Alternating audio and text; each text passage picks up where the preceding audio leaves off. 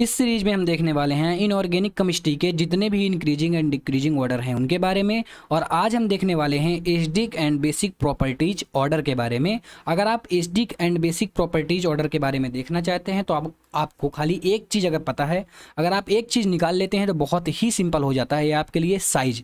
अगर आप periodic table में साइज देख पाते हैं तो ये बहुत सिंपल है।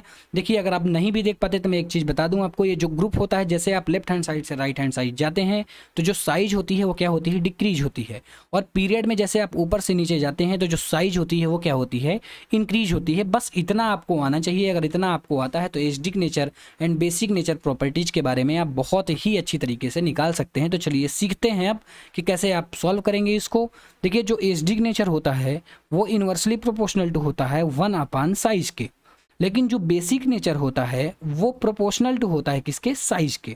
बस आपको ये दो रूल देखने हैं और इस दोनों रूल से आप जितने भी इनऑर्गेनिक केमिस्ट्री के एसिडिक नेचर ऑर्डर या बेसिक नेचर ऑर्डर हैं उनको आप आसानी तरीके से सॉल्व कर सकते हैं।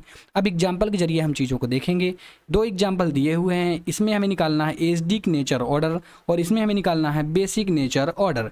देखिए कैसे निकालेंगे हम।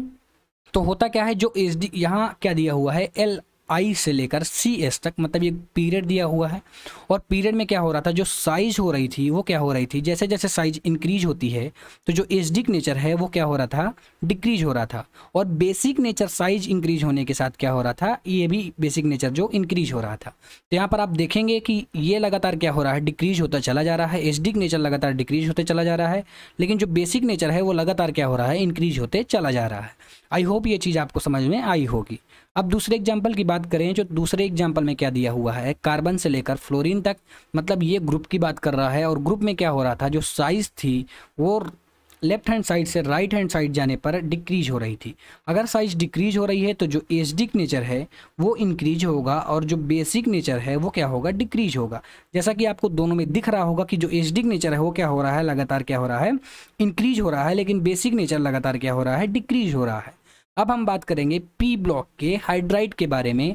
देखिए, इनऑर्गेनिक केमिस्ट्री में आपको हर एक जगह एक्सेप्शन तो देखने के लिए मिल ही जाते हैं और यहाँ पर भी आपको एक्सेप्शन देखने के लिए मिल जाएगा। पी ब्लॉक के हाइड्राइड पर हम अपना जर्नल रूल लगाकर एसिडिक नेचर ऑर्डर और बेसिक नेचर ऑर्डर को नहीं बता सकते हैं। यहाँ पर क्या हो जाता है, यहाँ पर एसिडिक नेचर प्रोपोर्शनल टू हो जाता है साइज के और basic nature inversely proportional to हो जाता है साइज के। मतलब अब यहाँ पर जो अभी तक हम निकाल रहे थे, अब यहाँ पर क्या हो गया, उल्टा हो गया। अब कैसे निकालेंगे तो चलिए देखते हैं एग्जाम्पल के जरिए। इसमें हमें क्या बताना है, इसमें हमें बताना है एसिडिक नेचर ऑर्डर के बारे में और इसमें हमें बताना है क्या, बेसिक नेचर ऑर्डर के बारे में। तो अब क्या हो रहा है, जैसे हम O से ऑक्सीजन से लेकर TE तक बात करें तो ये क्या है, एक प्रकार का पीरियड है। पीरियड में क्या हो रहा था, जो साइज हो रही थी वो लगातार इंक्रीज हो रही थी। तो जनरल रूल के हिसाब से हमारा एसिडिक नेचर क्या होना चाहिए, कम होना चाहिए, लेकिन यहाँ पर ऐसा नहीं होता है। एसिडिक नेचर यहाँ पर कम नहीं होता, एसिडिक नेचर जो है इंक्रीज हो जाता है, क्योंकि ये हो जाता है एक्सेप्शन वाली बात। इसलिए जो एसिडिक नेचर है वो इंक्रीज होता है, लेकिन बेसिक नेचर जो होता है वो डिक्रीज हो जाता है। क्या, जो बेसिक नेचर है वो लगातार क्या होगा, डिक्रीज होगा। आपको दिख भी रहा होगा, देखिए जो एसिडिक नेचर है वो इंक्रीज होता चला जा रहा है और जो बेसिक नेचर है वो क्या हो रहा है, लगातार डिक्रीज होता चला जा रहा है और सबसे कम NH2 का हो जा रहा है।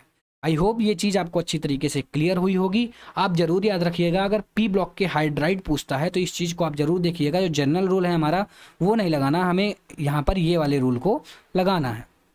अब आप इनऑर्गेनिक केमिस्ट्री के जितने भी एसिडिक प्रॉपर्टीज या एग्जाम्पल हैं, NCERT के जितने भी एग्जाम्पल हैं या एग्जाम में पूछे गए जितने भी क्वेश्चन हैं वो मैंने यहाँ पर लिख दिए हैं। अब आप इसको आसानी तरीके से सॉल्व भी कर सकते हैं, क्योंकि मैंने एसिडिक नेचर ऑर्डर के बारे में आपको सिखा भी दिया है और बेसिक नेचर ऑर्डर के बारे में भी आपको सिखा दिया है। और यहाँ पर इंपॉर्टेंट एग्जाम्पल भी मैंने लिख दिए हैं, NCERT या एग्जाम में पूछे गए एग्जाम्पल।